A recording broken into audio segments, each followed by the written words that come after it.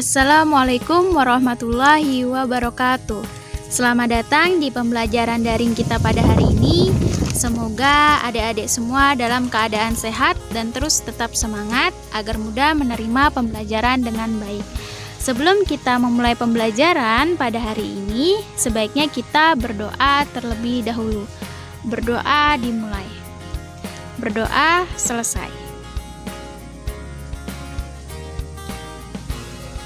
Materi kita pada hari ini yaitu mengenai pola bilangan. Nah, sama halnya dengan pelajaran minggu kemarin. Nah, tapi subbabnya berbeda. Nah, yang ini menentukan persamaan dari suatu konfigurasi objek. Kompetensi dasarnya yang pertama, membuat generalisasi dari pola pada barisan bilangan dan barisan konfigurasi objek. Yang kedua, menyelesaikan masalah kontekstual yang berkaitan dengan persamaan dari suatu konfigurasi objek. Nah, pada pola bilangan, kakak harap siswa dapat mengetahui macam-macam pada pola bilangan. Yang kedua, siswa dapat menentukan persamaan dari suatu barisan bilangan. Yang ketiga, siswa dapat menyelesaikan masalah yang berkaitan dengan pola barisan bilangan menjadi suatu persamaan. Apa yang dimaksud dengan persamaan dari suatu konfigurasi objek?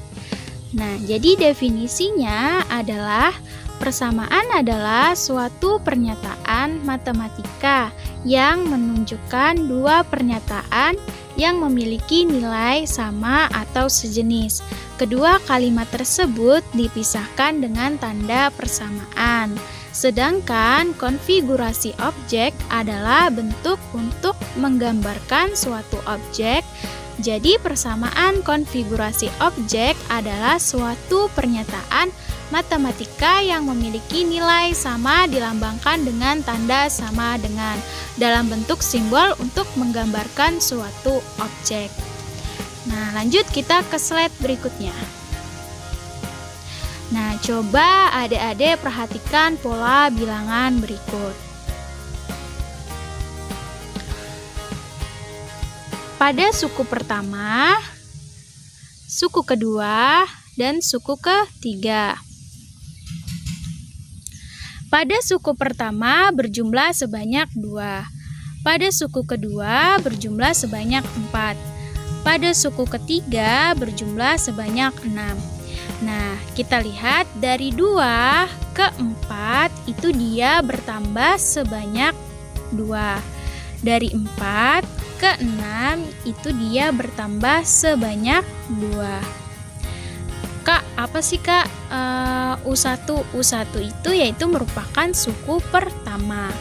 Nah, sedangkan ini U2 ini merupakan suku kedua dan U3 ini merupakan suku ketiga. Nah, lanjut. 2 itu sama aja dengan 2 dikalikan 1, di mana 2 ini kan dari 2 ke 4, dari 4 ke 6 selalu bertambah 2. Nah, maka bisa kita tulis 2 dikali 1. 1 ini dapat dari U1 ini. Nah, maka kita taruh 2 dikalikan 1 sama dengan 2. Nah, lanjut 4 itu sama dengan 2 dikalikan 2. Nah, 2-nya ini dapat dari suku kedua.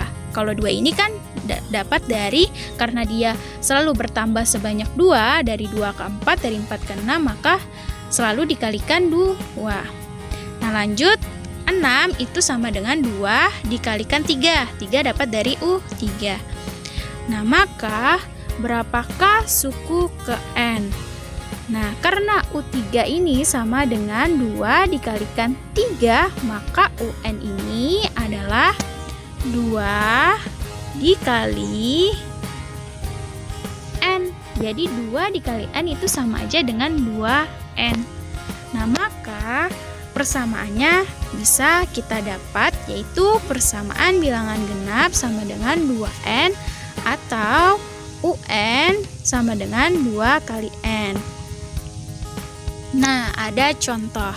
Tentukan suku ke-300 barisan bilangan genap.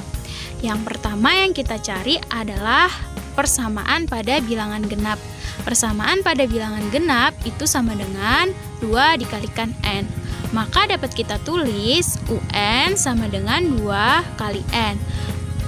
UN ini kan sama dengan suku ke N, berarti suku ke 300. Kita tulis U300 sama dengan 2, N-nya adalah 300. 300 sama dengan 2 kali 300 sama dengan 600. Sekarang selanjutnya kita akan membahas mengenai barisan bilangan persegi panjang. Nah, bisa dilihat polanya, dia berbentuk sebuah persegi panjang.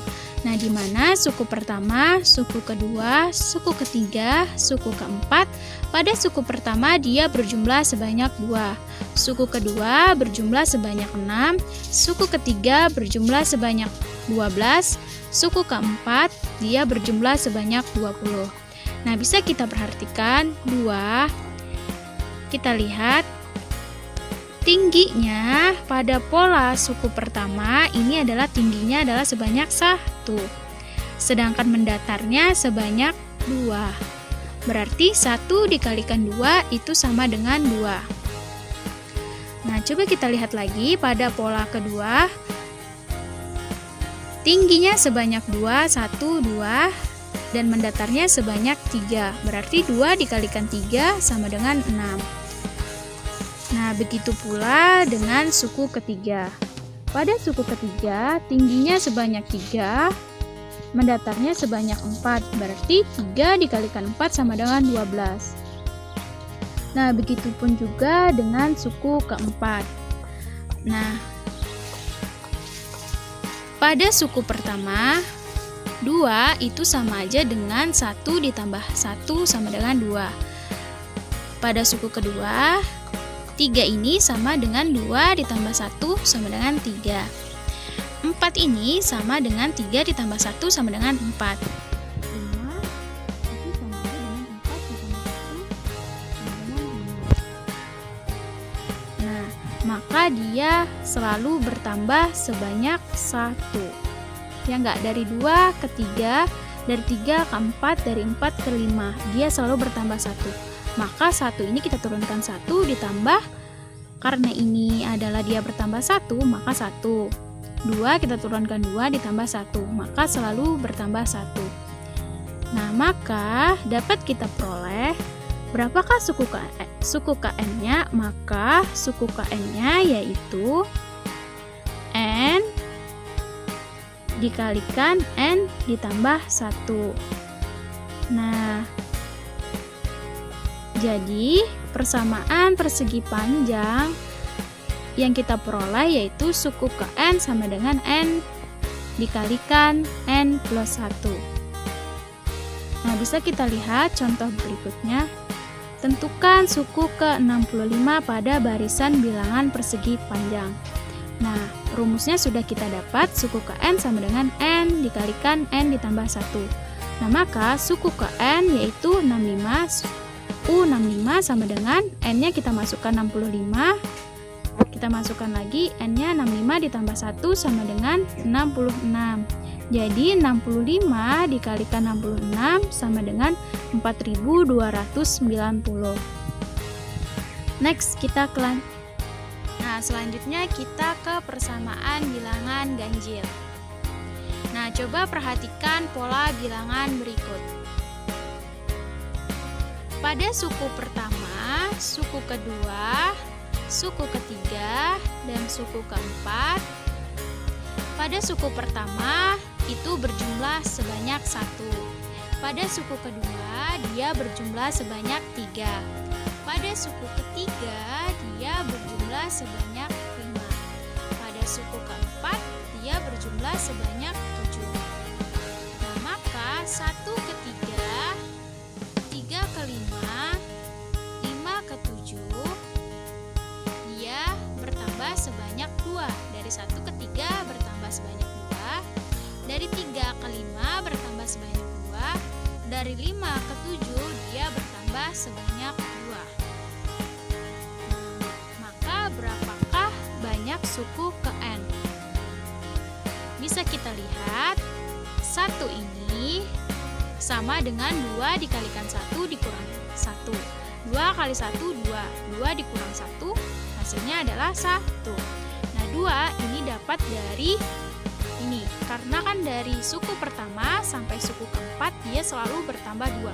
Maka 2 kita taruh dikalikan 1 dapat dari 1 ini 1. Nah, maka kita taruh 2 kali 1 2.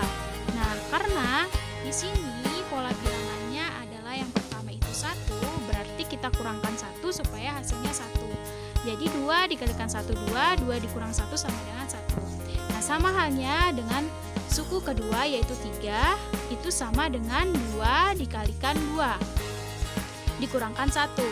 Nah 2 ini kan dapat dari bertambahnya sebanyak 2, maka 2 tetap ditulis dikalikan 2 karena suku kedua dikurang 1. 2 kali 2 4, 4 kurang 1 sama dengan 3. Sama halnya pada suku ketiga dan suku keempat.